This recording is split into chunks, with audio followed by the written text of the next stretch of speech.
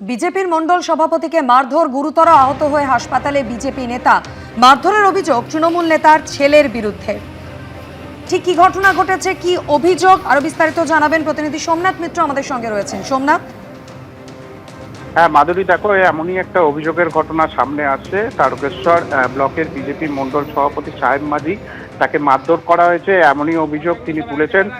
তারকেশ্বরের তালপুর গ্রাম পঞ্চায়েতের উপপ্রধান শেখ শাহ আলম তার ছেলে শেখ আজাহারের বিরুদ্ধে, এবং তার যেটা দাবি, তিনি গতকাল সন্ধ্যায় বাড়ি থেকে বেরিয়ে রাস্তা দিয়ে যাচ্ছিলেন, তখন তার সাথে বচসায় জড়িয়ে পড়ে অভিযুক্ত শেখ আজাহার, এবং এই বচসা থেকেই বিজেপি নেতাকে মারধর করে অভিযুক্ত শেখ আজাহার। এরপর গুরুতর আহত হয়, তাকে হাসপাতালে নিয়ে যাওয়া হয়। সেখানে বিজেপি নেতাকর্মী তারা উপস্থিত হয়, এবং তিনি যেটা দাবি করেছেন এবং বিজেপি নেতৃত্ব যেটা দাবি করেছেন যে শুধুমাত্র বিজেপি হওয়ার কারণেই তার উপরে আক্রোশে হামলা চালিয়েছে এই অভিযুক্ত শেখ আজাহার।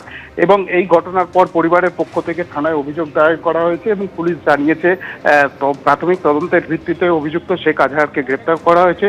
যদিও এই যে অভিযোগ, বিজেপির পক্ষ থেকে যে অভিযোগ করা হয়েছে, সেই অভিযোগ অস্বীকার করেছেন অভিযুক্তের পরিবার।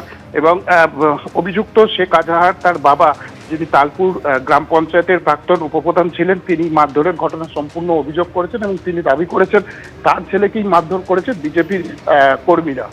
মাধুরী। ধন্যবাদ সোমনাথ।